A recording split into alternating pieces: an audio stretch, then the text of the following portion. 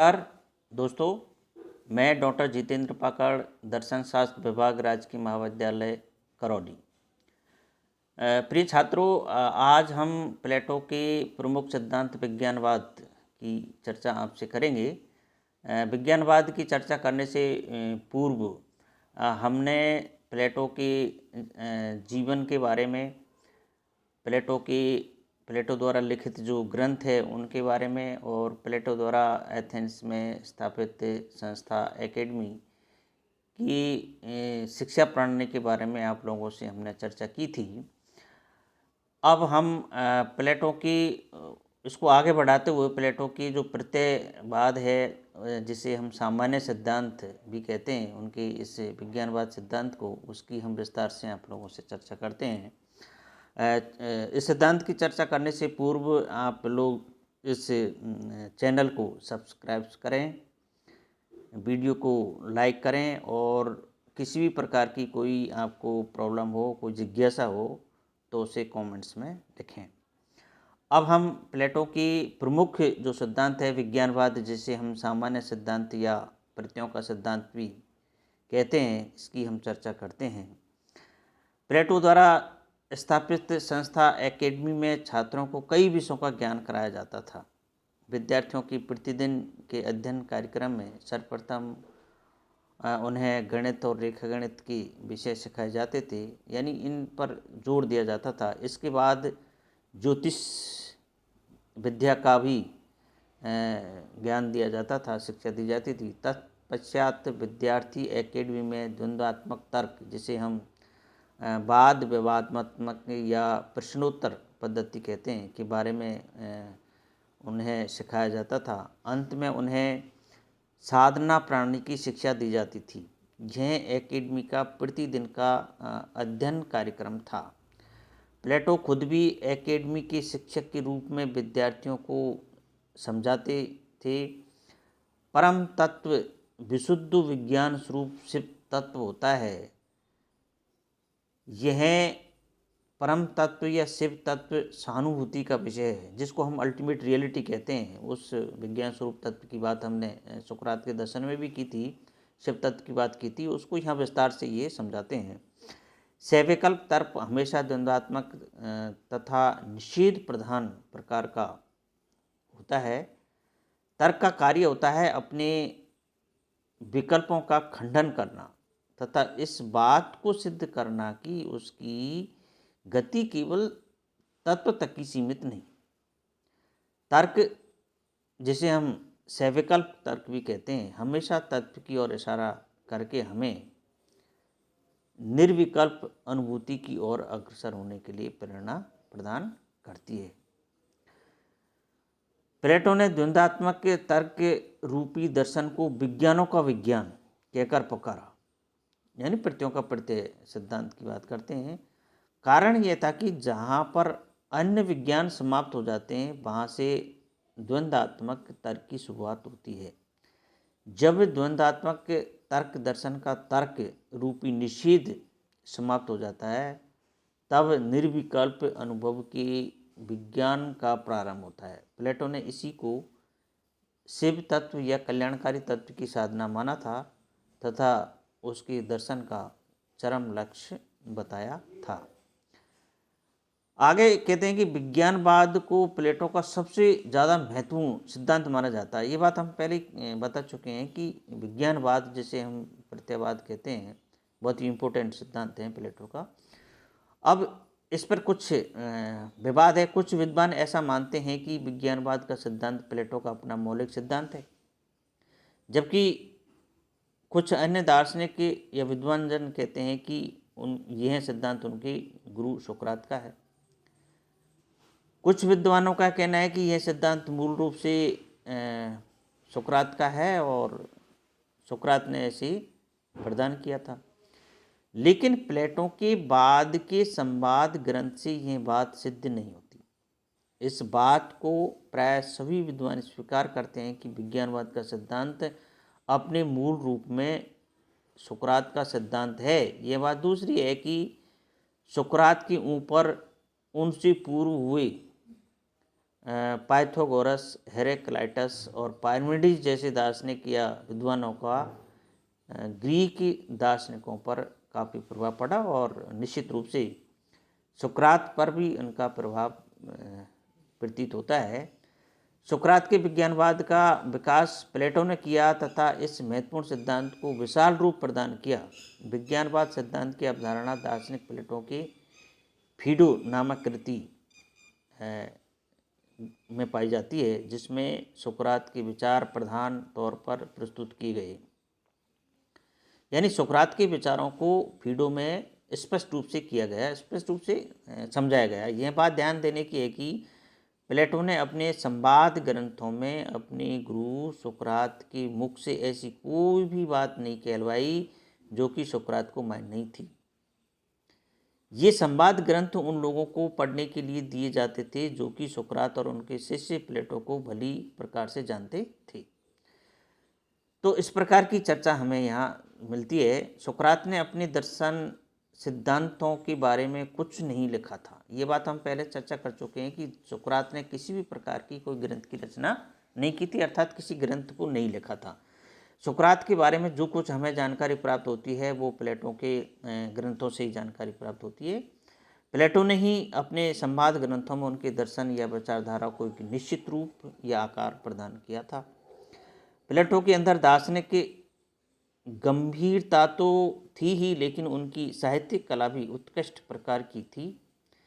इस कारण से सुकरात के विचारों के साथ साथ अपने गुरु के विचारों के साथ उनके विचार काफ़ी घुल मिले हुए थे और उनको पृथक करना बड़ा मुश्किल था।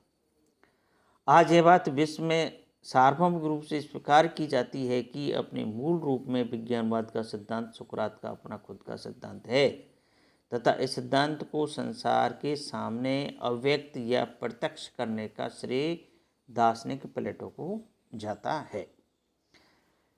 तो मुख्य रूप से हम ये कह सकते हैं कि विज्ञानवाद का सिद्धांत का उद्भव सुकरात ने किया है और उसको विस्तार रूप प्लेटो ने दिया है। इस प्रकार हम इसको समझ सकते हैं।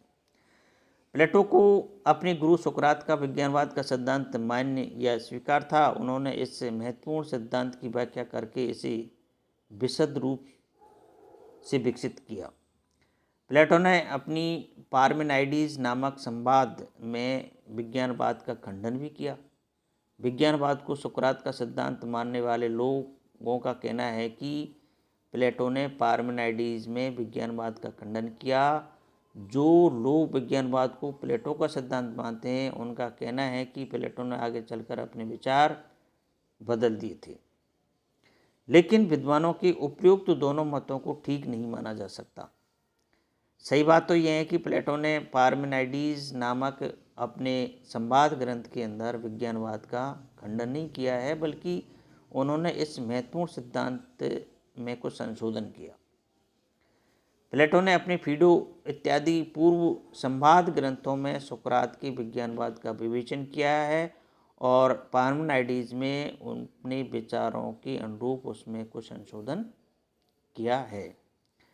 सुकरात की मान्यता है। अब इसमें आप थोड़ा सा अंतर आप विशेष रूप से ध्यान देंगे। सुकरात के और प्लेटो के विज्ञानवाद में मुख्य रूप से क्या भेद है या क्या हो सकता है। सुकरात कहते हैं कि इंद्रिय जगत विज्ञान जगत में भाग लेता है, अर्थात ये इंद्रिय जगत जो व्यवहारिक जगत है और विज्ञान जगत जिसको हम प्रत्ययों का जगत कहते हैं वो इस जगत से परे जगत की बात करते हैं।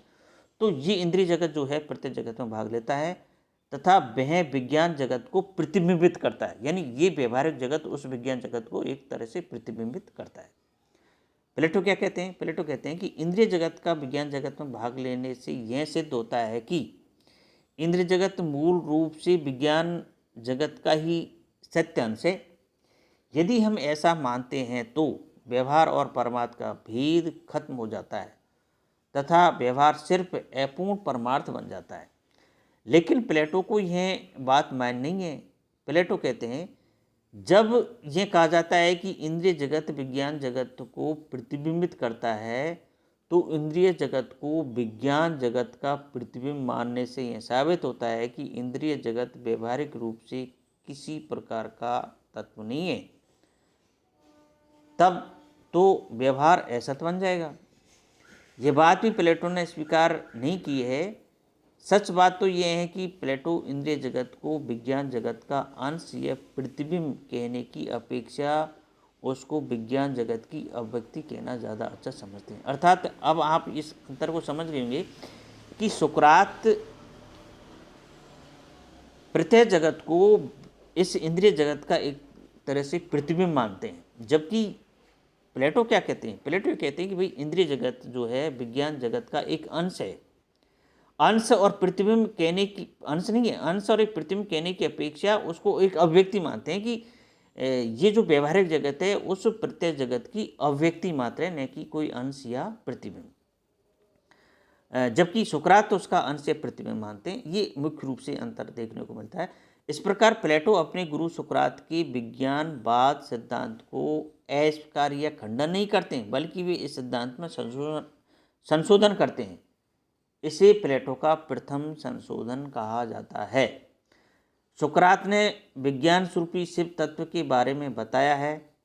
उन्होंने, जिस हमने पहले सुकरात की जब पढ़ाया था तो उस समय चर्चा की थी, प्लेटो इस शिव तत्व के सूत्र में विज्ञानों को पुरोकर शिव तत्व को और ज़्यादा स्पष्ट कर देना चाहते हैं। यानी वो जो सुकरात ने जिस शिव तत्व की बात की थी उस शिव तत्व को प्लेटो ने और स्पष्ट किया है। सुकरात की तरह है प्लेटो भी शिव तत्व को अनिर्वचनीय तथा सहानुभूति करने योग्य मानते हैं। यानी ये शिव जो तत्व है अनिर्वचनीय है ना, इनके बारे में कुछ नहीं कहा जाए, मतलब स्वानुभूति का विषय है, ये आत्मा का विषय है।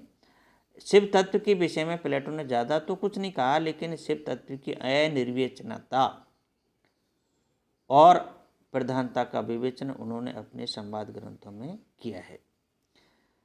सुकरात ने शिव तत्व के अंदर विज्ञानों की बहुत्व का विलय नहीं किया है। दूसरी तरफ प्लेटो ने स्पष्ट तौर पर विज्ञानों का शिव तत्व की अभिव्यक्ति मात्र माना है।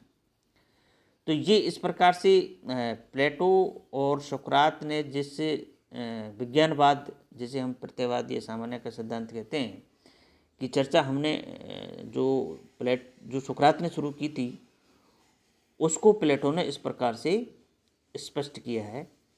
ये हमें यहाँ इस प्रकार देखने को मिलता है। अब प्लेटो के विज्ञान का जो अध्ययन है वो कई रूपों में हम कर सकते हैं, कई दृष्टिकोणों से इन प्लेटो के सिद्धांतों की चर्चा हम कर सकते हैं। इसकी चर्चा हम आगे की कुछ बिंदुओं में करेंगे, जिसमें प्रमुख जो बिंदु हम देखने को मिलते हैं तो कई दृष्टियों से कर सकते हैं। जैसे प्रथम एक विज्ञान की दृष्टि से विज्ञानों की हम चर्चा करेंगे, स्वरूप की दृष्टि से भी विज्ञानों को देखेंगे कि भाई इनका स्वरूप किस प्रकार का है। उद्देश्य की दृष्टि से भी विज्ञानों पर हम विचार करेंगे कि वास्तव में इनका उद्देश्य या टारगेट क्या है। और सत्ता की दृष्टि से भी विज्ञानों की हम चर्चा करते हैं कि इस जगत में या उस जगत में प्रत्ययों की सत्ता है या नहीं है। और रहस्य की दृष्टि से भी हम इस पर चर्चा करेंगे। तो हम इन दृष्टिकोणों से भी प्लेटो के इस विज्ञानवाद या प्रत्यय सिद्धांत को की विवेचना कर सकते हैं, जो हम आगे के वीडियो में करेंगे। आज हम इस वीडियो को यहीं समाप्त करते हैं। धन्यवाद।